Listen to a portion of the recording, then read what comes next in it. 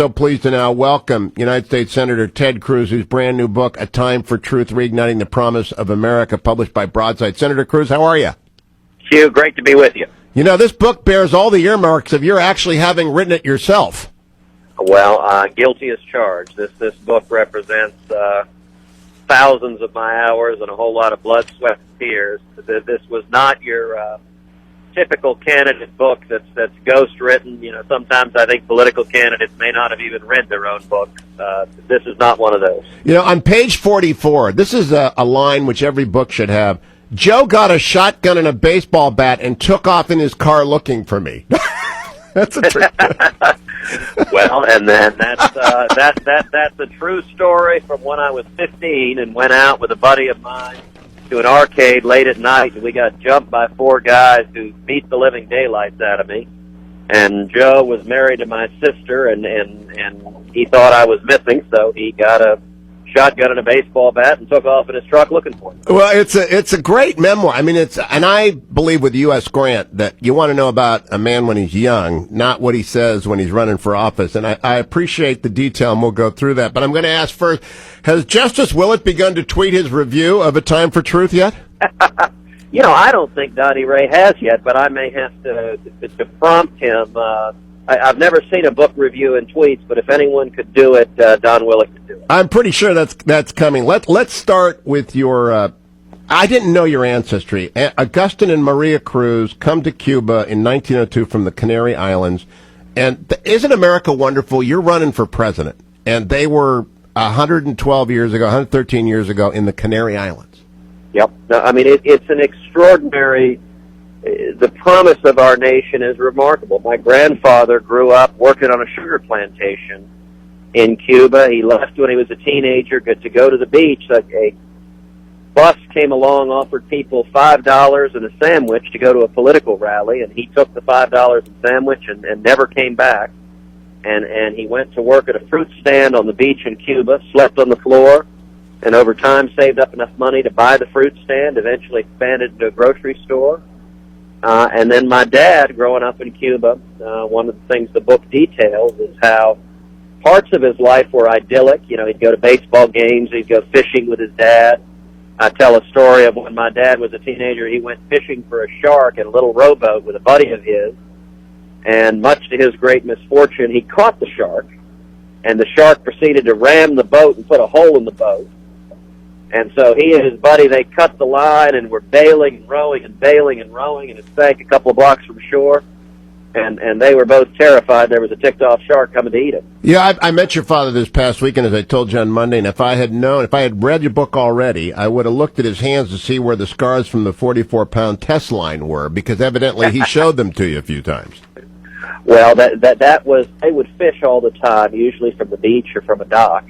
But they didn't tend to use fishing poles. They would just use a monofilament, basically fishing line wrapped around a stick or wrapped around something else. And so when you're pulling in a fish and holding onto the line, it'd be a thick monofilament, but it would cut your fingers. And so my dad and my grandfather, the way they would tell fishing stories is they'd show the cuts on their fingers, and the bigger the cut, the bigger the fish must have been that you were pulling in. I also got to say before the break, Ted Cruz, and his book is linked over at HughHewitt.com. Your grandmother was born in County Tipperary. Your mother's from Delaware. Does Joe Biden know this? You two are paisans.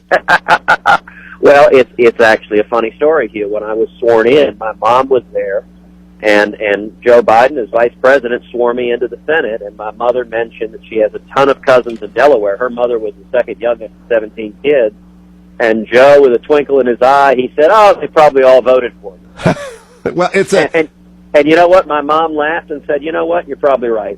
But your grandfather's from Pennsylvania. When we come back from break, we got to go to a hard break. Senator Ted Cruz is my guest. His brand new book, A Time for Truth, is out.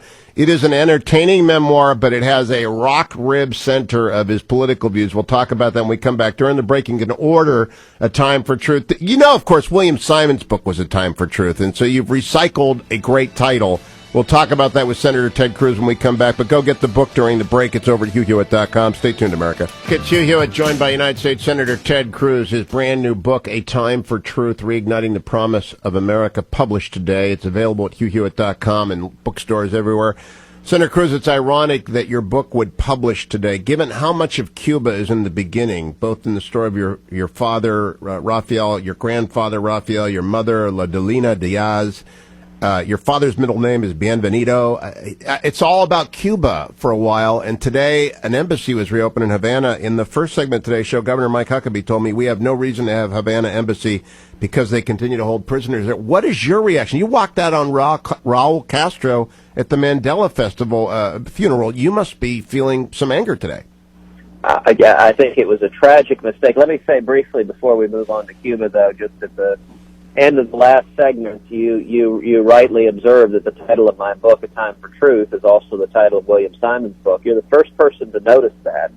And as you know, William Simon's book came out in 1978. I was just 8 years old then, but I read it then, and it had a powerful impact on me. A couple of years later, he wrote A Time for Action, and those two books helped lay a significant part of the intellectual foundation for the Reagan Revolution. And so it was quite deliberate that I echoed Simon's title, because I think we're at a similar moment of crisis where we need a grassroots movement like the Reagan Revolution in 1980. So I just wanted to point that out because no one else had noticed that. Oh, people forget how much A Time for Truth mattered in 1978. Of course, I worked for Bill Simon. He was the chairman of the Nixon Library when I was its executive director, and he's a great man and a brilliant man. But A Time for Truth really shook things up, Ted Cruz, when it came out in 1978. You know, it may tell you something about growing up in the home I grew up with my parents, but A Time for Truth was the bathroom reading my parents kept in their master bathroom. Good choice. Now, about Cuba and the embassy, you've got to have a lot of conflicted. I took the anecdote about your walking out on Raul Castro from the last chapter of A Time for Truth, right. But it's really present this morning. Well, it is, and I think this is a serious mistake. It's a manifestation of the pattern of weakness and appeasement towards our enemies that has characterized the Obama-Clinton foreign policy. It's the same pattern that is occurring with regard to Russia, with regard to Iran, and it's a very dangerous pattern. How sad is it that under the Obama administration, the United States is going to have an embassy in Havana before we have an embassy in Jerusalem? That this administration will be friendlier to a communist dictator who hates America and seeks to undermine our nation than it is willing to stand with our close friend and ally, the nation of Israel. I think it's wrong. And, you know, one of the things that is in the book, as you know, is each chapter begins with a profile of a truth teller, someone who I admire, someone who stood up and told the truth at great personal cost and made a difference. The very first truth teller featured in the book is a gentleman named Guillermo Fariñas. He was a Cuban dissident. He used to be a member of Castro's army. He was a communist. In fact, his nickname was El Coco. And he describes how he went to the Soviet Union and somehow got his hand on a copy of George Orwell's Animal Farm. And it touched him powerfully, and he became a dissident. He became a critic. He's been imprisoned. He's had hunger strikes. And Guillermo and also another Cuban dissident named Elizardo Sanchez both came to the United States about a year ago. I interviewed both of them for about a half hour in Spanish. We put out the video interview, but it was interesting. Both of them predicted what the Obama administration has done. And both of them said that the Castros are following Putinismo, is what they called it, basically the philosophy of Putin, of appearing to liberalize while in fact strengthening the repression. What Obama's doing is sending billions of dollars that will only make the Castros stronger, repressing, torturing, murdering their people, and also spreading terrorism throughout Latin America. I had not known of those two men, but Armando Valladares' Against All Hope is a book that impacted me profoundly in the 70s. Again, at the same time, A Time for Truth. And I don't know any Cuban exile, no matter what they think, that thinks this is a good idea, Ted Cruz. It is not, and I'll tell you, Guillermo Fariñas was back in the United States recently accepting an award for his principled stand against communism. It was after the Obama administration had announced their rapprochement. And he said that the opposition movement in Cuba is heartbroken, they are abandoned, they are crushed. You know, the administration is not insisting on any role for dissidents. The Castros are continuing to imprison and torture people. They have no political rights. And all of the money going there is just propping up a cruel dictatorship that hates America and that is 90 miles away from America. And it's an example consistently under the Obama-Clinton foreign policy. We have abandoned our friends and allies, whether it is the UK, whether it is Canada, whether it's Israel, and we have shown weakness and appeasement to our enemies. I'll be right back with Senator Ted Cruz. His brand new book is A Time for Truth. It's linked at HughHewitt.com. Go and get it. It's a very enjoyable read. Stay tuned. It's Hugh Hewitt with Senator Ted Cruz. I'm urging you to read A Time for Truth, Reigniting the Promise of America. Deeply moving on a lot of levels. Ted Cruz, I've known Judge Michael and Elizabeth Ludig a long time, longer than you have, actually, because Elizabeth was my colleague at OPM, and Michael and I followed each other in the White House Council. I had never read his statement at the sentencing of his father's murderer until I read your book, and it's powerful. And I mean, what prompted you to include that? Well, Judge Michael Ludig, as you know, is an extraordinary man. He was my very first boss when I came out of law school. I was a clerk for him on the Fourth Circuit Federal Court of Appeals. And he was a remarkable conservative jurist. He was Antonin Scalia's very first law clerk. But he also sadly endured incredible personal tragedy. His father, John Ludig, was murdered in Tyler, Texas. His mom and dad were driving home one night, and three young men followed them home and shot him in the garage of his house because the shooter had decided he wanted to know what it felt like to kill someone. And so he murdered John Ludig in his own garage. And it was heartbreaking. All three of the young men were caught, and they were prosecuted and tried and convicted. And Judge Ludig spent about 2 years of his life, while still serving on the bench, going down and testifying at the trial. And he gave a victim impact statement that remains one of the most powerful testimonies I've ever seen of the tragedy of violent crime. And he just describes a lot of the mundane details of a son after his father was murdered. Things like going through his father's underwear drawer and folding up the underwear one at a time that his dad would never wear. Going through his father's desk drawer and seeing the brochure for the fishing trip that his dad was planning to take with his son in just a few weeks. Seeing that the notes his father saved were always the most minor ones that just said, "I love you, I'm thinking about you." And I'll tell you that the elements in the victim impact statement that haunted me the most is he described 1 year after his father was killed going to the cemetery on Thanksgiving Day and just sitting by the grave so that his dad wouldn't have to spend that first Thanksgiving alone. Yeah, that was amazing. And I knew you had written this book when I got that far, because other ghostwriters, I've been a ghostwriter for a long time, they don't hear things like that. They don't remember stuff like that. They don't know what to include, what not to include from the victim impact statement. They just, so obviously it's not ghosted at all. Let me ask you, though, about that powerful thing. Go to the end of the book and the beginning of the book. You respect your father immensely because he went around and told all the people. He had fought for Castro. People may not know that. Your father was a Revo, and he repented of that. And he went around to all the people, and he said, "I got it wrong." And he asked them for their forgiveness, and he said, "I made a mistake." And at the end of the book, you bring up one of your truth tellers, Maggie Thatcher, and you quote her as saying, "I had incurred the maximum of political odium for the minimum of political benefit." I love that line. She had done some dumb thing. So he admitted his mistake. She admitted her mistakes. They learned from what has Ted Cruz made a mistake of thus far in the Senate?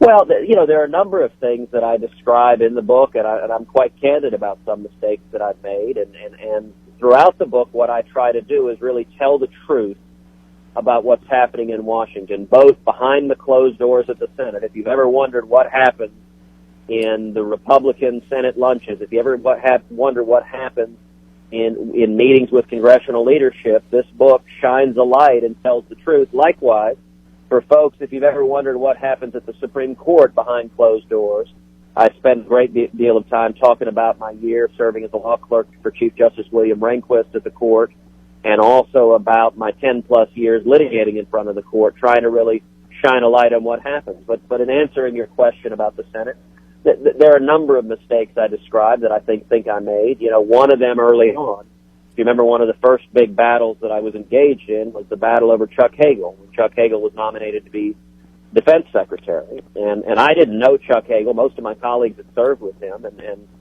there was actually quite a bit of personal animosity between my colleagues and Chuck, but I didn't serve with him. but I looked at his foreign policy record, and his foreign policy record I thought was really quite extreme. It reflected an antagonism to the nation of Israel, a willingness to tolerate Iran having nuclear weapons that I thought was dangerous. And so, as a brand new baby freshman senator, I led the opposition to Chuck Hagel in the Senate, and I described how in the course of voting against him in the Senate Armed Services Committee that I made reference to that an answer he had given in writing to the committee suggested that he may have received significant payments that originated with a foreign country, and I said, we don't, he may well have received, we don't know that whether he's received money from foreign countries, or if so, from where. If he'd received money from a Canadian lumber issue, that would be fine. On the other hand, if he received money from North Korea or Saudi Arabia, that might be a different matter. And as I described in the book, saying North Korea was a mistake. Yep. Because the instant I said it, the reason I said it was in the news that day. Kim Jong-un had just announced he was targeting 3 U.S. cities with nukes, including my former home of Austin. And so it was in my mind, but there was no nexus of North Korea to Hagel, and it let the Democrats change the topic. They couldn't defend his extreme record, so instead they began vilifying me as Joe McCarthy, and because I said the words North Korea, I gave them a tool to beat me with. And so that's one example of a mistake I made that I learned in hindsight. And I discussed quite a few other mistakes. Yeah, you do, and it that's consistent with your father and with Maggie Thatcher, and I think it's important in a leadership function.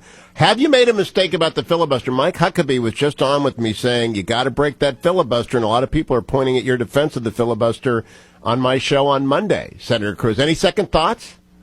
Well, it's interesting that the folks that are calling for an end to the filibuster have almost universally not served in the Senate. And I'll tell you, if we didn't have the filibuster, the Obama administration would have been 10 times worse.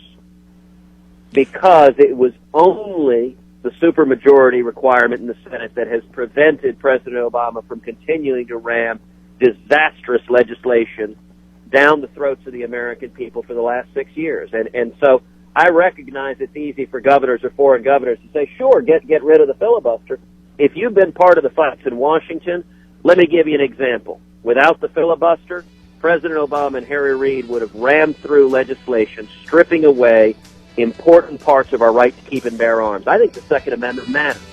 I'll be right back with Senator Ted Cruz. His brilliant new book, A Time for Truth, Reigniting the Promise of America, is linked at HughHewitt.com. It's in bookstores everywhere. 3 more minutes with Senator Cruz. They'll be memorable. Don't go anywhere, America. It's the Hugh Hewitt Show. Wrapping up my time with Senator Ted Cruz. He's on a book tour. I think A Time for Truth is going to be a bestseller. I certainly could talk to you for 3 hours. How you lost $2,000 in a poker game your first month at Princeton is worth knowing. But I want to finish with a headline. I'm very disturbed by Mrs. Clinton's emails and the fact that she had a private server. Obviously, Mike Morrell told me the Chinese, the Russians, the Iranians, our enemies had every email in real time. They were monitoring her server, Senator Cruz. Is that a potentially campaign derailing story if people get the impact? Not the fact that she can't work a fax, but the fact that our enemies are obviously know what she's doing on her server.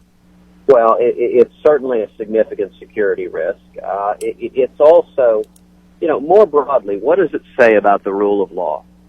That nobody, conservative or liberal, thinks there's any prayer that the U.S. Department of Justice under either Eric Holder or Loretta Lynch will even begin investigating Hillary Clinton, even though she has publicly admitted to conduct that on its face appears to violate federal law and may well have even constituted criminal violations. While she's the sitting Secretary of State, she's violating the law about keeping a private email server. But even more profoundly disturbing, while she's the sitting Secretary of State, she is depositing millions of dollars from foreign nations, both in her own personal foundation, but also, even more egregiously, her husband is giving paid speeches, receiving hundreds of thousands and cumulatively millions of dollars from foreign countries that one assumes he deposited in their joint checking account. Well, Senator Cruz, let me ask you, because we're running short on time, another senator who ran for the presidency against another Clinton, Bob Dole running against Bill Clinton, said famously, where's the outrage? So where's the outrage? Well, part of the problem is, if anyone else had done this, if any, can you imagine any Republican Secretary of State who was depositing millions of dollars for foreign nations in their bank account, the result would have been not only outrage, but it would have been a criminal investigation. The rule of law should mean something, and how profoundly cynical are we that we all just take as a given, of course, this Justice Department is too corrupt to even begin to investigate. Why not offer a sense of the Senate resolution that there ought to be a criminal investigation, Senator Cruz? I think that is certainly an idea worth considering. My view is that the law matters, and it ought to be fairly and impartially applied. One of the worst aspects of the Obama presidency has been the lawlessness, whether it's the IRS targeting individual citizens, whether it is the willingness to defy the law, and that's something I've been fighting against. As you know, in the book, A Time for Truth, I describe in great detail leading the fights against the lawlessness of the Obama administration, which I think is going to be a major issue. You do in indeed. The 2016 election. Book is linked at HughHewitt.com. You think you'll offer that resolution about Hillary Clinton, Senator? I think it's worth considering very closely. All right, we'll watch that space. Ted Cruz, thank you for joining